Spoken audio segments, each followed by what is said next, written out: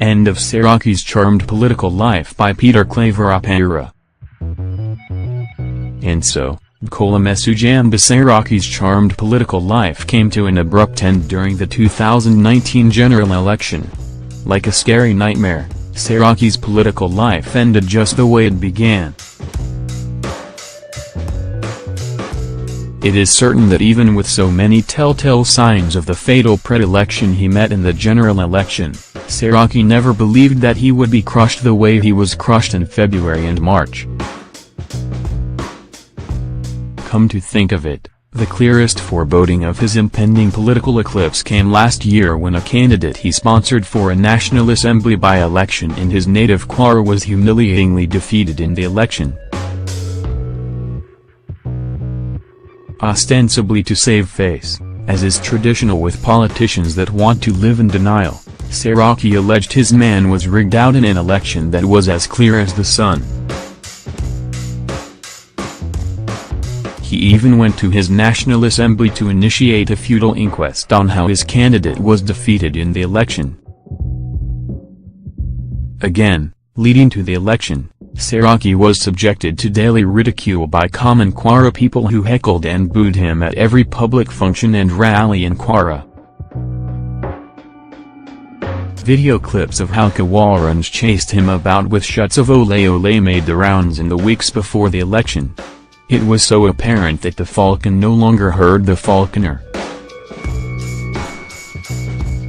It was all written everywhere that Saraki would face an uphill task reenacting his boastful legacy of being the sole determinant of who gets what office in Kwara, a noisome boast he and his chaperons were so immodest to drop at every street corner. From what ordinary Kwawarans did to Saraki and his subalterns on the streets of Kwara during the campaign, it was so clear that the people of Kwara were so desperate to yank off the yoke Saraki had placed on their necks for so many years.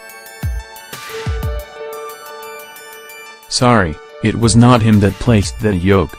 His father did, and even as people complained of the late Saraki's yoke, they did not do so with the repulsion and vehemence they loathed his son's inheritance of that legacy.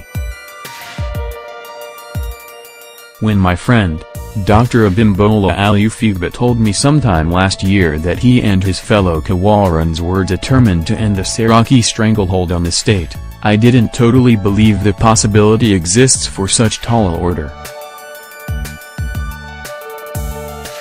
But as the election approached, and with my interaction with other noble Kwara people, I knew that Saraki's stranglehold would be broken with an emphatic verve. What could be more emphatic than the way this task was done in the two elections held during the 2019 elections where Saraki and his cronies were dealt a total and comprehensive defeat that will resonate for years to come. It was so sweet, so aromatic, so exciting, so refreshing not only for the people of Kwara but for other Nigerians that have lived to experience the Bukola Saraki nuisance in our politics, especially in the past 4 years.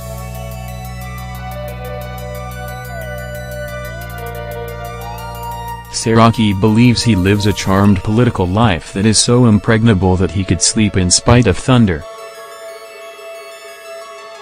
He believes that the gods blessed him with such extra sense that he could withstand any tempest and rise from any political plot stronger. He believes that he is a special creation furnished with the faculty to last longer and flower more than anybody else in the murky waters of Nigerians' politics. Even as his plot with the PDP to steal the Senate presidency was ordinary, he believed it was a deft masterstroke only creatures like him could pull off. He believed that President Buhari's own naive impression about the National Assembly leadership and his quaint insistence not to intervene in the NASS leadership was his birthright, reserved for only special beings like him. I gathered that Saraki is a huge patron of marabouts, and this must have strengthened his belief that the gods made him specially for Nigerian politics. What we do here is go back. As Senate President, Saraki was a leper whose multifarious corruption indictments rubbed off so negatively on the National Assembly, but he cared no hoot so long as he retains his charge of the NASS leadership. Even with the humiliating scenario of a Senate president that was constantly exchanging his seats between the leadership of the National Assembly and the docks, Saraki wasn't bothered and was ready to drag the National Assembly down in one big heap of shame and infamy so long as his personal cravings were satisfied. His cravings for power was insatiable, and he believes God created the Sarakas for this purpose.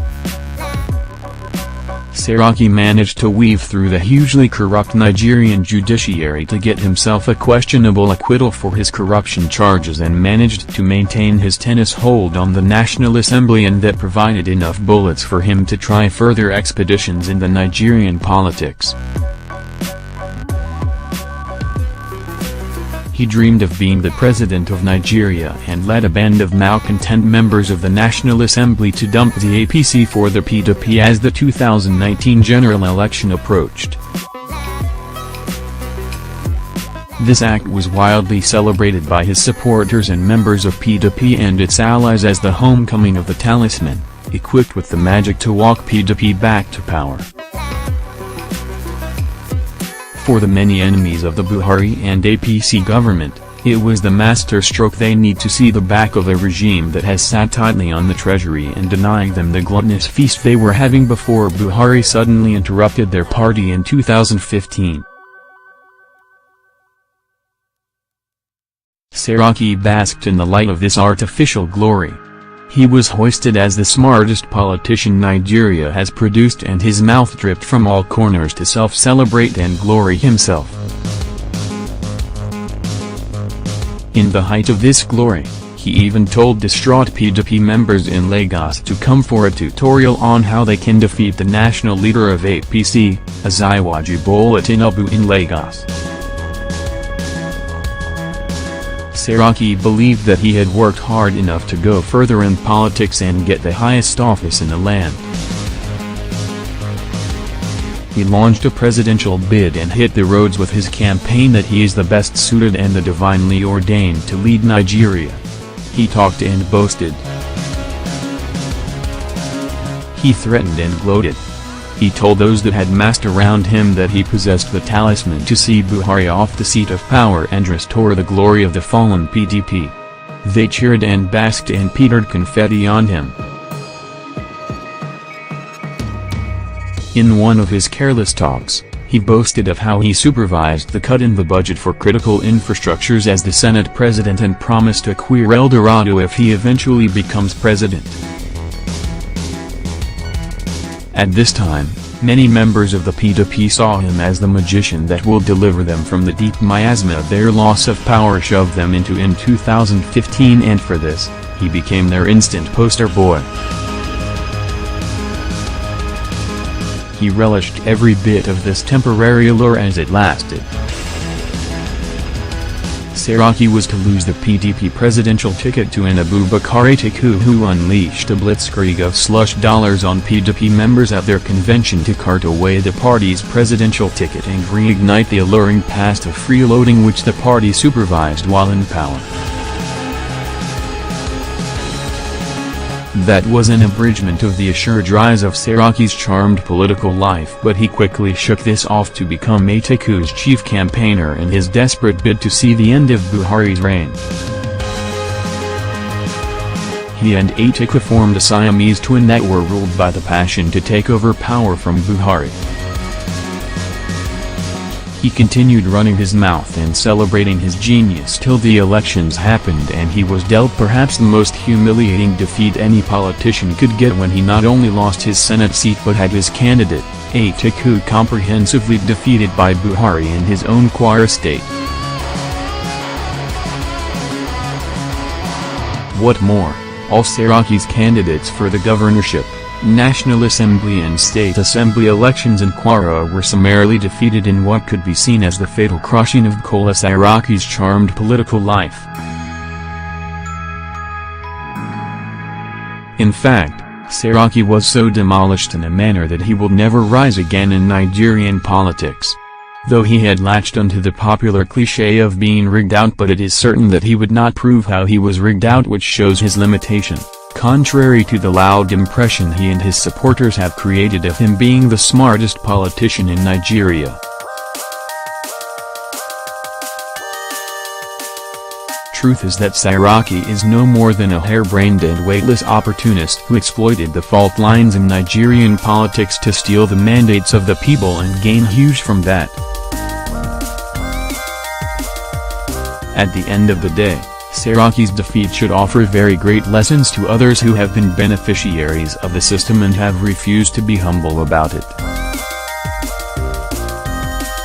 Saraki was like that legendary tiny bird that lost himself after a sumptuous meal that he challenged his god to a fight and got totally destroyed.